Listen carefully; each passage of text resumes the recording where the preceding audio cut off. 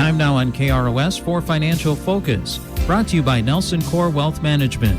The opinions voiced in this show are for general information only and are not intended to provide specific advice or recommendations for any individual. Any indices mentioned are unmanaged and cannot be invested into directly. Registered representative, securities offered through Cambridge Investment Research Incorporated, a broker-dealer, member FINRA, SIPC. Investment advisor representative, Cambridge Investment Research Advisors Incorporated. A registered investment advisor, Cambridge and Nelson Core Wealth Management are not affiliated. Cambridge does not offer tax advice.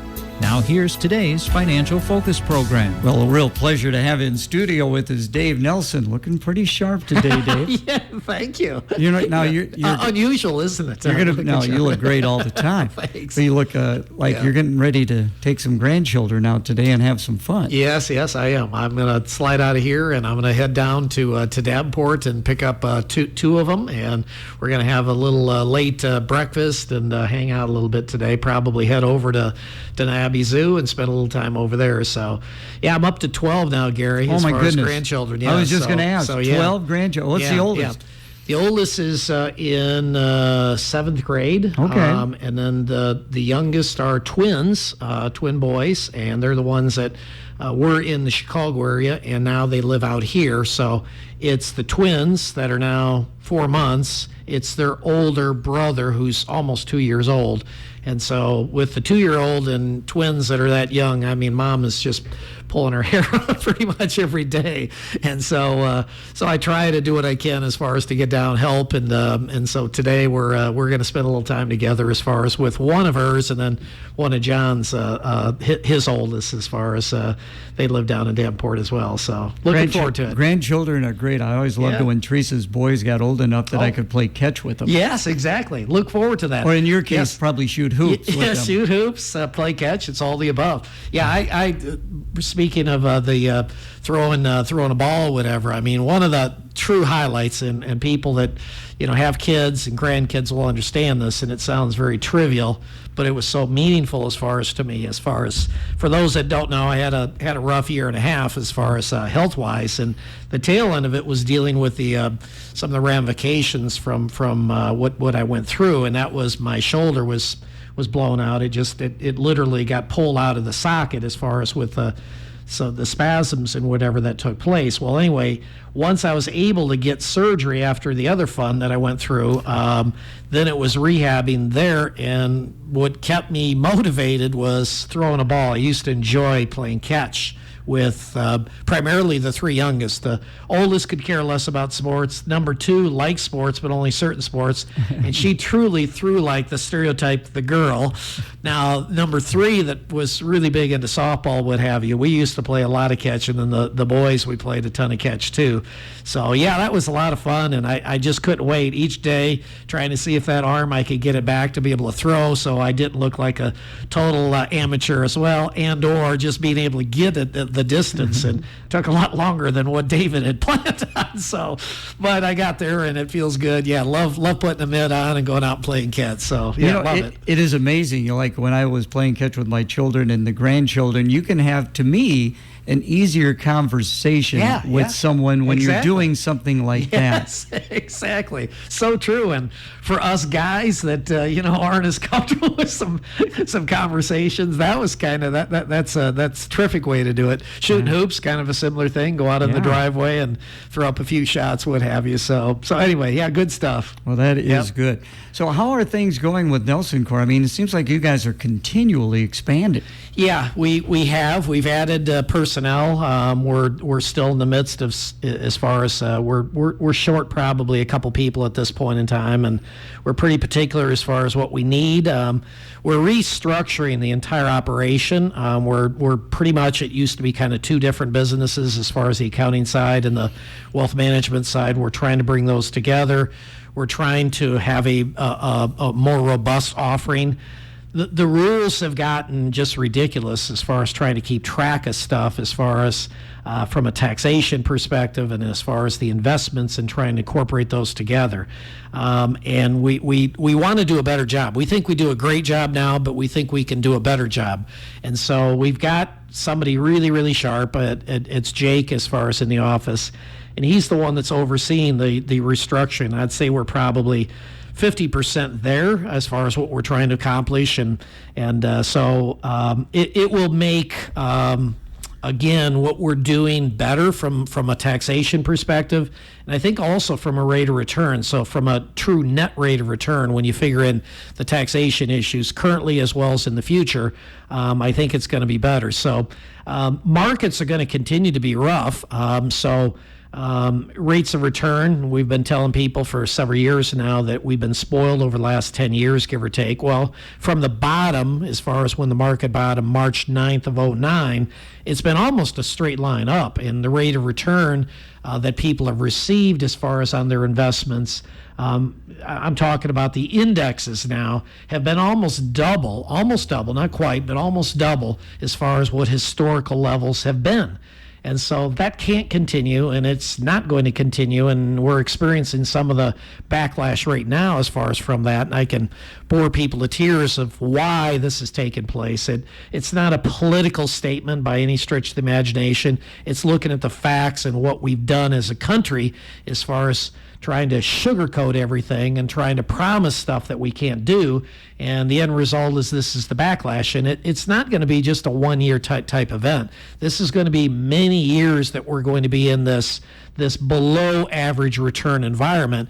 And so scraping out a couple, extra dollars as far as for people is going to be really, really important, because rates of returns are going to be suppressed compared to what people have experienced as far as in recent times. So with all that being said, and with the things that are going on in the world right now with Russia and Ukraine, and of course with the hurricanes and different things like that, how do you stay positive with your clients? It's tough. The last presentation that we did, one of my sons said, geez, it'd be nice to have a little good news. So we're searching for some potential good news as far as relating to this. So we did a big gathering up at Rastrelli's. We did a big gathering down at Biaggi's. Then I did, because we've got clients in 43 states, so we did an audio as well.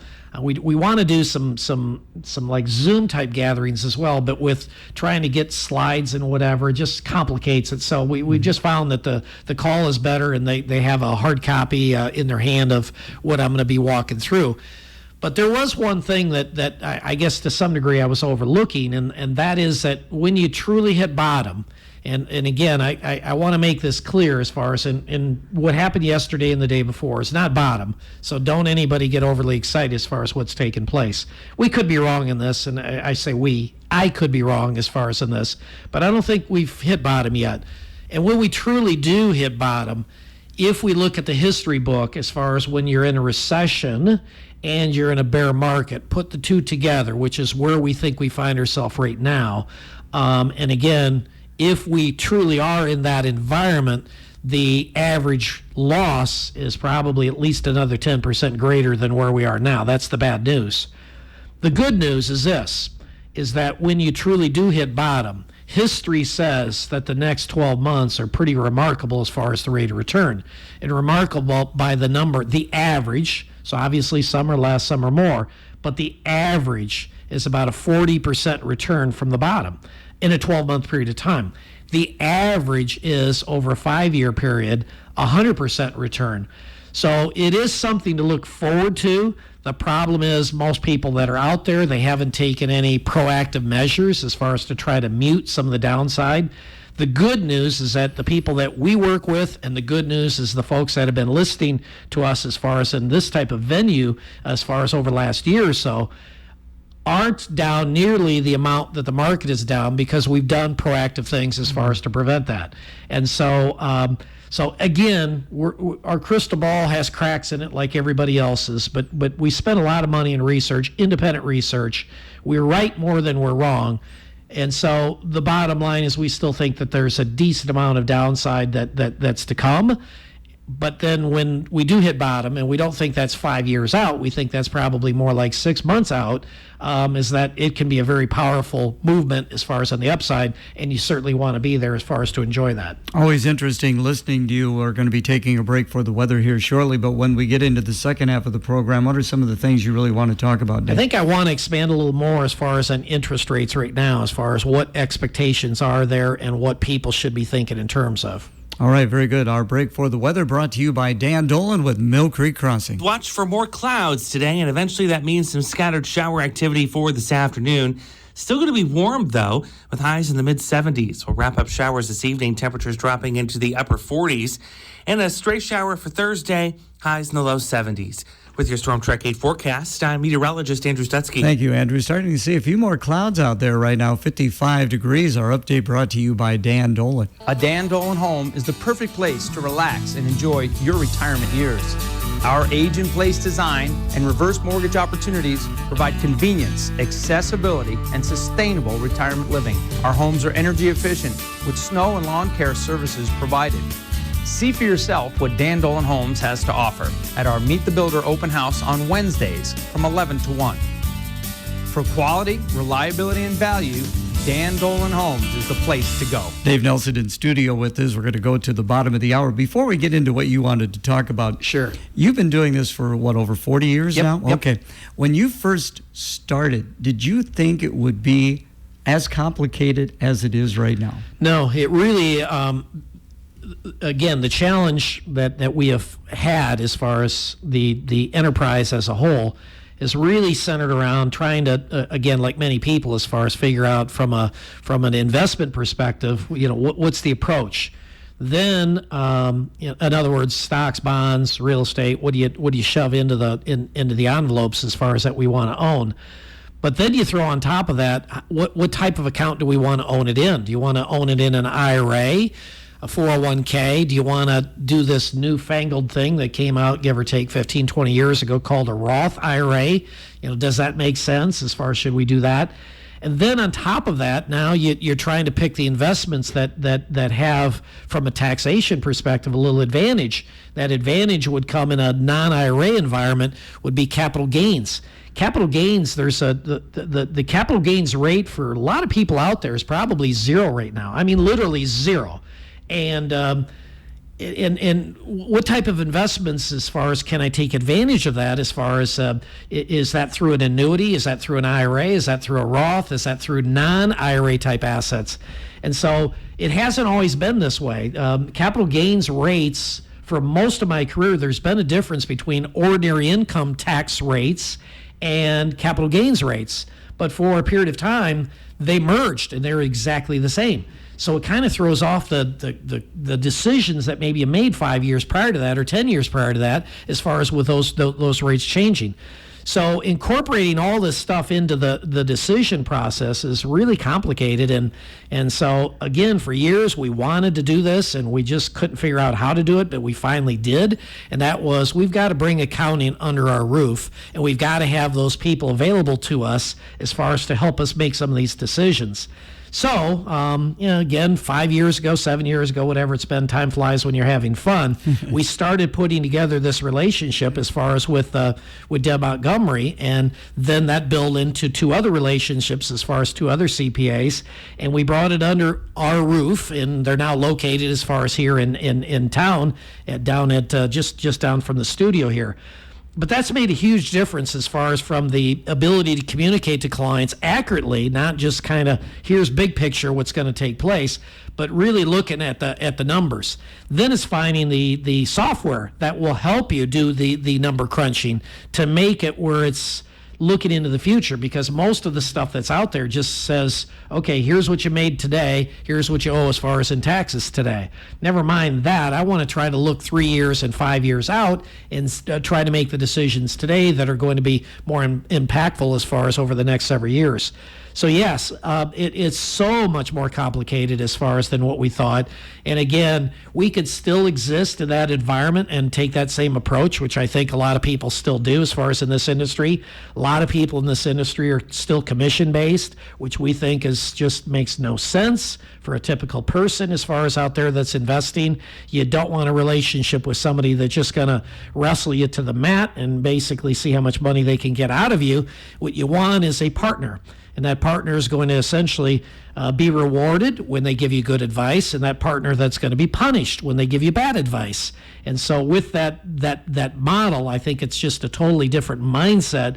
I think it's much better from the client perspective as far as, again, associating with somebody that's going to jump in the boat with you, and we're going to prosper together over a long period of time. You've mentioned working half days, and again, as you pointed out, you're just down the hill from the studio here, and yes, I get here about 10 to 5, and yes, I'll look out the back door. Yep. And there's a little white car that's down yes, there sometimes early mornings yes, before 6 a.m. Yes. So yes, somebody's putting in time. Yeah, it's important. And when you brought up the half days, I mean, when most people think of half days, that's 4 hours. We're talking about half days, 12 hours. And this is the type of craft that you can just show up and willy-nilly, take that approach. So Mike Van Zoon is the individual that you're referencing, and he lives over in Fulton. Mike is an early bird. James is an early bird. They're probably the two that are in earliest as far as physically here. My day starts at typically 4:30 as far as at home, and we see overnight what's taking place as far as markets, what have you. And again, you start in that building process as far as, okay, what decisions do we need to make today? Again, it's not a guessing game, and it's not one particular item. We use the term all the time. The decisions that we make for individuals basically center around the weight of the evidence, which is basically a fancy way of saying we've got a lot of different tools that basically all have to come together to help us make a good decision. It's not a perfect decision. There is no such thing as far as in an industry like ours, but it helps us make better decisions. And again, it's looking at multiple things. Too often, I think people turn on the tube, and they may turn on a CNBC or Bloomberg and watch it for a half an hour, maybe a couple hours. And then again, they start getting these ideas in their noggin, or they talk to the neighbor as far as that was saying, hey, somebody told me about this deal, et cetera, et cetera. And I just, I cringe as far as when I hear stuff like that. It's kind of like the cryptocurrencies as well. And I legally can't go into, pros, cons, and whatever to this, but some of these things are fads, folks, and you just want to be really careful as far as where you put your money. I mean, there's been an enormous amount of money that people have lost as far as in some of these things over the last several years. And again, we're nuts and bolts. We're the basics, the blocking, the tackling, all these lines that you've heard as far as in various sports and in life. But at the end of the day, it really matters. And so our term is the weight of the evidence. And so we're not going to make any rash decisions based on just one flippant thing that came across. We're going to make sure that we weigh it out. The decision to sell most of the bonds that we made as far as early this year, we're talking in early January or late January, early February, that decision was the best decision we made in 40 years. I mean, it was just an incredible decision, and it's certainly worked out. As interest rates have gone up, and I've talked about this on prior programs, you lose money as far as in bonds. People don't realize. They talk about this stuff like it's guaranteed. It is if you hold it 30 years or 10 years or whatever the case may be. But people just don't do that in the real world. The real world is people start seeing negatives on their accounts, and they start panicking and wanting to make dumb decisions. That is sell. So we try to do the best we can as far as to prepare people for those type of days, which are going to come and have come. And as we see as far as this year, it's been really brutal. The stock market is probably what's gotten the most attention. But if you look at a 20-year guaranteed, U.S. guaranteed government bond, 20-year bond, year to date, you're down about 25, 26, 27%. I mean, nobody can imagine something like that happening, but it did. And it can happen again as well. As interest rates go up, the value of bond goes down. So, and then that impacts the stock market. So the stock market, depending on what index you look at, is down 20, 30, 40% as far as year to date. So it's been a rough year, to say the least. Most of the individuals out there are probably down 25 to 30%. The good news is for those that have heeded some of the generic advice that we've tried to, as best we can, articulate as far as through this type of forum, those people are down less. It's not that they're not down, they're down a lot less. And it's easier to make up 10, 15% than it is obviously 30 or 40%. Again, visiting with Dave Nelson, you wanted to talk about interest rates, and I heard on the news either today or yesterday about what the interest rates, the Fed, what they're doing could affect the world economy. It has, and it'll continue to, because, again, this sounds like an arrogant statement. We Americans are so important. But the reality is the stock market, the world stock market is really, I don't want to say totally driven off of what happens to the U.S., but it's a big percentage of it. You hear about China as far as, how they've grown, and they have. It's the second largest economy in the world. But their stock market in comparison to the U.S. stock market is it's trivial. And so interest rates are really key. And what we've seen as far as, and individuals that borrowed money, say, probably now a year and a half ago, they were borrowing money on a 30-year mortgage, let's say, at somewhere around 3%. Those same individuals about a week or so ago, and interest rates have backed up a little bit, we're looking at 7%. So we're talking 3 a year and a half ago to 7% now. I mean, this is huge as far as, again, for the borrowers. So we've done a lot of these type of gatherings as far as either through TV or through radio.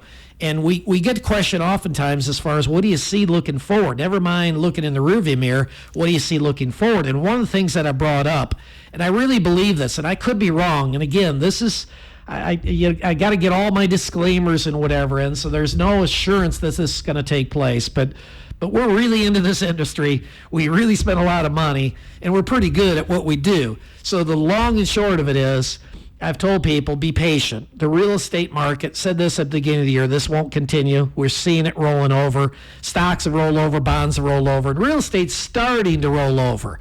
And when real estate rolls over as far as on residential property type stuff, that's going to impact interest rates as well. And what's going to end up happening, the real estate market is $300 trillion globally.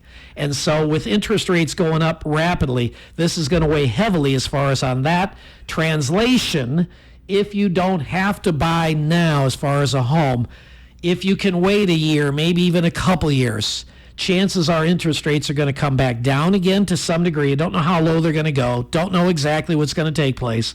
But we really believe that interest rates are probably going to tick down. And we also believe that real estate's going to continue to backpedal like it has over the last probably now 6 months.